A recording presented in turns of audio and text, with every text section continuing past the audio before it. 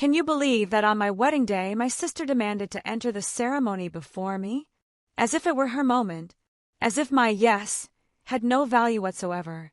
My name is Emily, and today I'm going to tell you the story of the most beautiful and cruelest day of my life.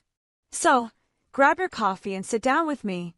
By the way, if you want to buy me a coffee while you listen, the link is in the pinned comment. Because this story deserves to be told with a warm heart. I think I should walk down the aisle first. That's what my sister, Victoria, said, calm, casual, like she wasn't turning my wedding into a battlefield. I blinked, thinking I'd misheard. But no, she said it again. It would just mean so much to me.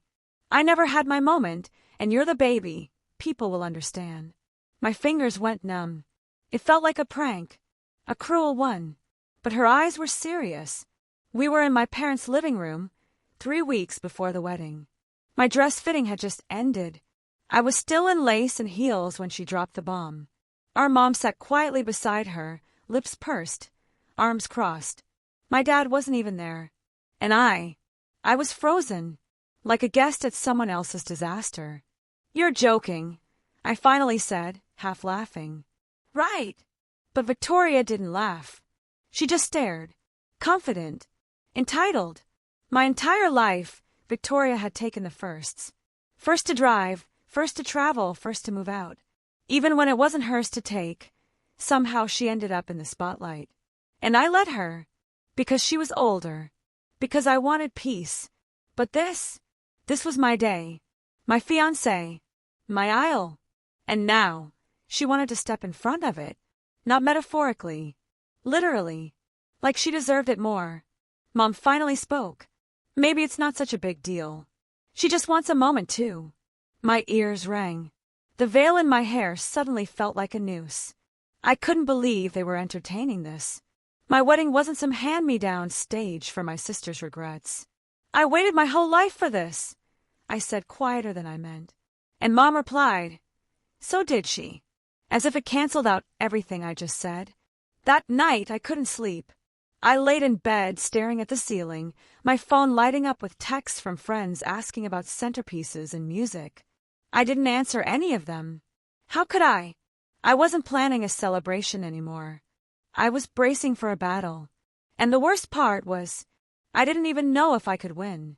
Because what do you do when the people who are supposed to celebrate you are the ones who try to dim your light? Logan, my fiancé, noticed my silence the next day.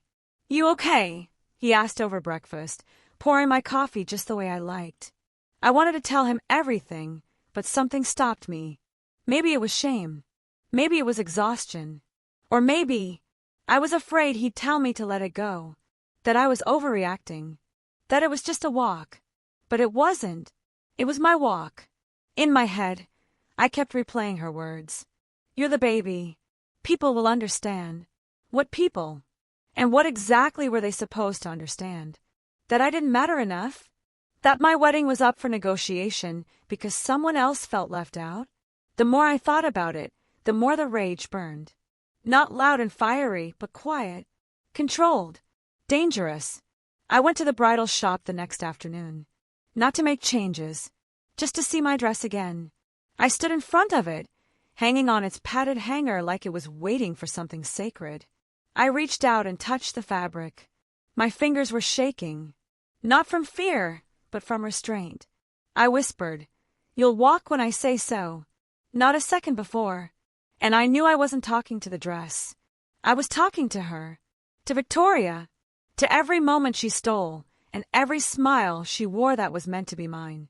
And for the first time, I didn't feel like the baby. I felt like a bride, one who had a choice to make, and that choice would define everything. The rehearsal was supposed to be simple, a walkthrough, a formality.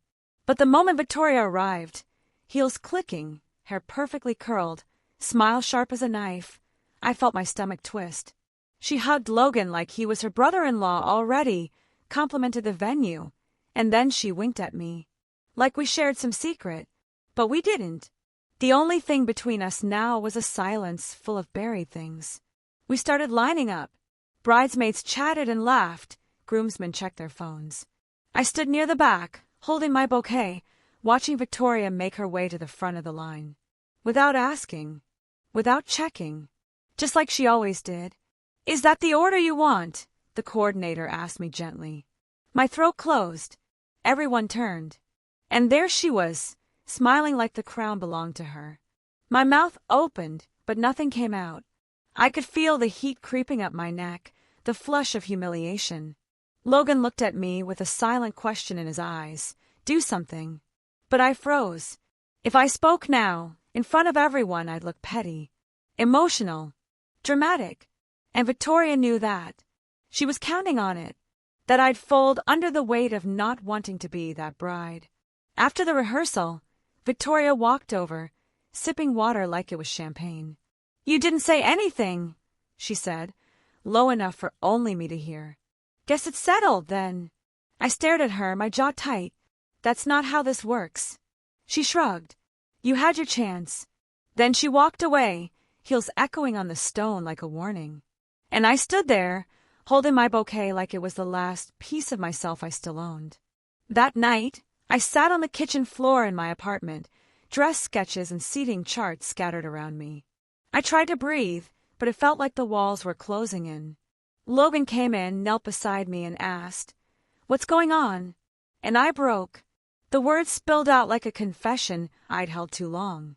Every detail, every wound. And when I finished, he didn't say, "Let it go." He said, "Then don't let it happen." It wasn't the answer I expected, but it was the one I needed. He held my hand and said, "This isn't about a walk. It's about her always making you feel small." And I didn't say yes to small. I said yes to you. His voice cracked a little. And so did my fear. For the first time, someone saw the weight I was carrying and didn't ask me to shrink to make peace. I spent the next day thinking, not just about Victoria, but about every time I'd swallowed my feelings for the sake of keeping things smooth. I thought about birthdays she overshadowed, school recitals she turned into scenes, holidays where my gifts were compared and always came second. I thought about all the ways I made room for her, and how she never once did the same for me. I realized then, letting her go first wasn't just about the aisle. It was about history, about saying once again, "You matter more." And I couldn't do it. Not again. Not now. Not when I was finally about to step into a future that was mine. Not when I had a partner who believed in me. Not when I was finally learning to believe in myself. So I made a decision. One I knew would cause noise. One I knew would sting. But I was done bleeding in silence. And if she wanted a scene, well, maybe for once, I'd give her one she didn't expect. The next morning, I opened my phone and stared at the bridal party list. My finger hovered over the screen for a long time. I didn't want drama. But what I wanted less was to walk down that aisle feeling like a guest in my own life. So I did it. I removed her. Just like that. No long message. No sugarcoating. One change. One decision.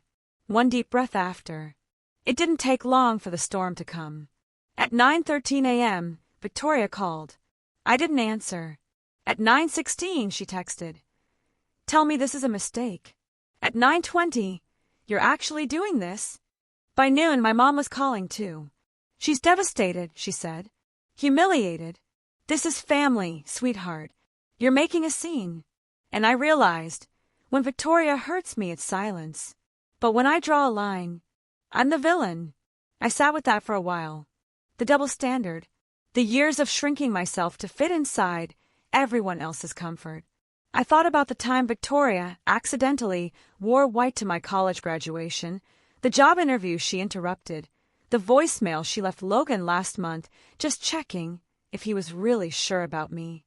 And suddenly, I didn't feel guilty. I felt awake. Logan stood by me. Fully. No hesitation.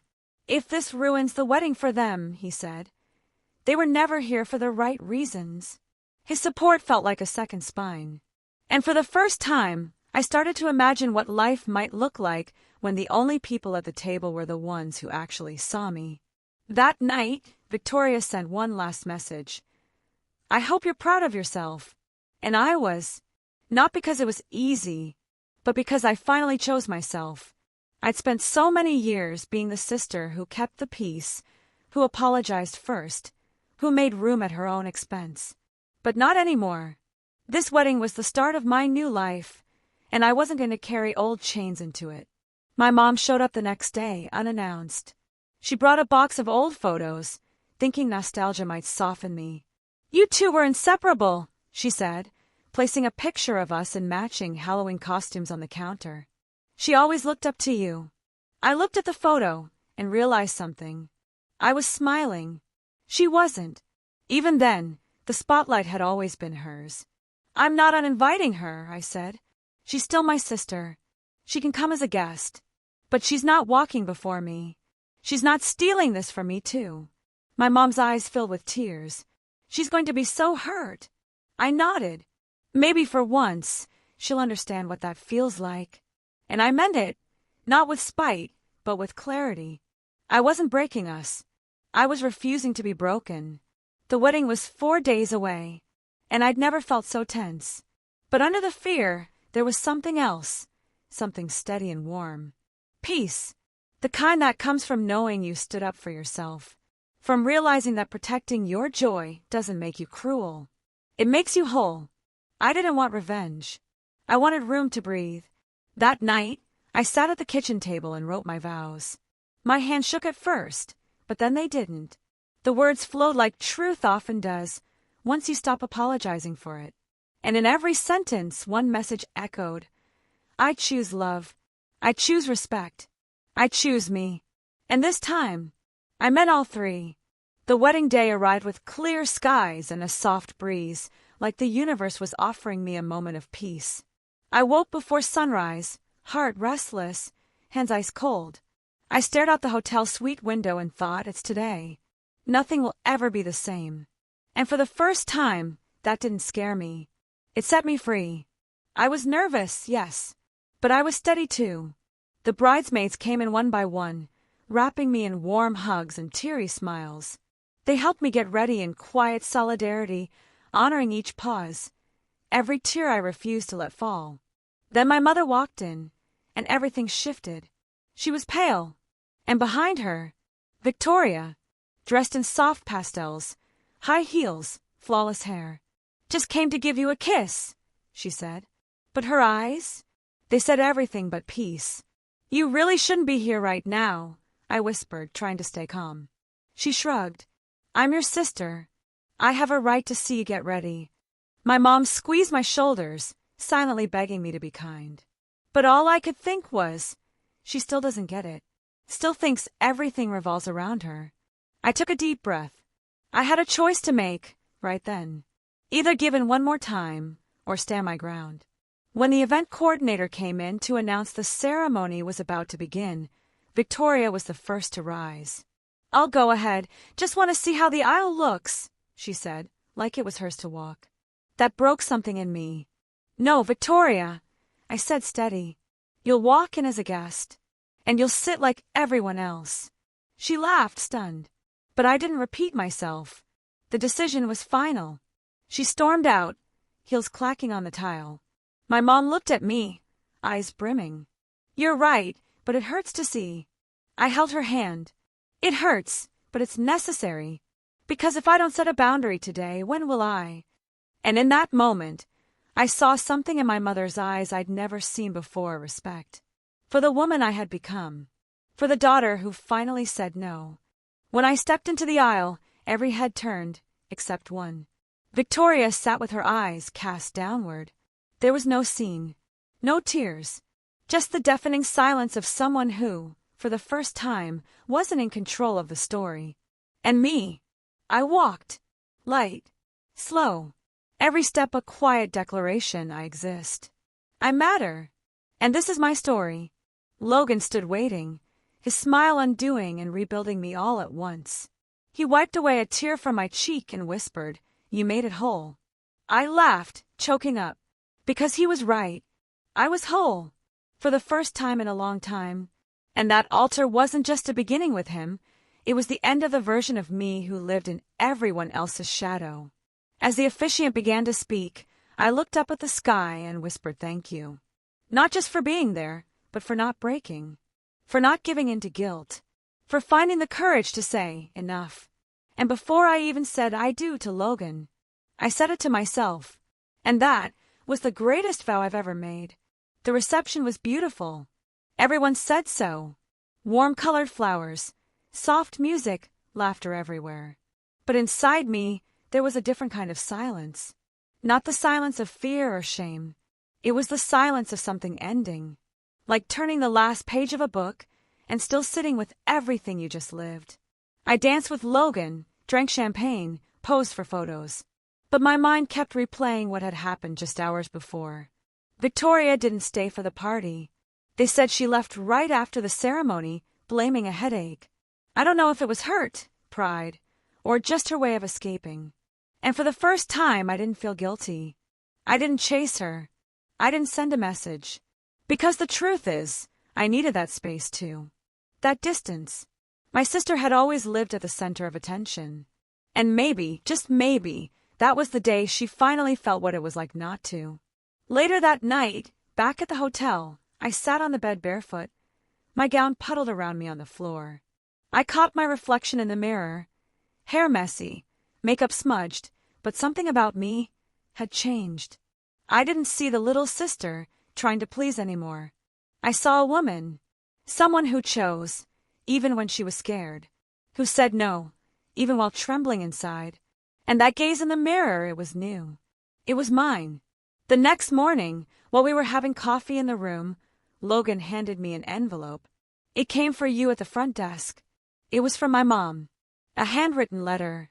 Her writing shaky but sincere. It said, "It took me too long to see you as a grown woman. Maybe because admitting that meant facing my own mistakes. But yesterday I saw you. And I was proud. My eyes welled up.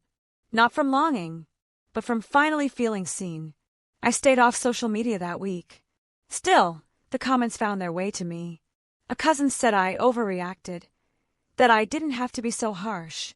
Others said I had finally done what they never had the courage to do. And between each opinion, I learned how to filter. Because no one else lived my pain. No one knew the whole story. Only I did. Victoria sent me a short message. If that's what you wanted, congrats.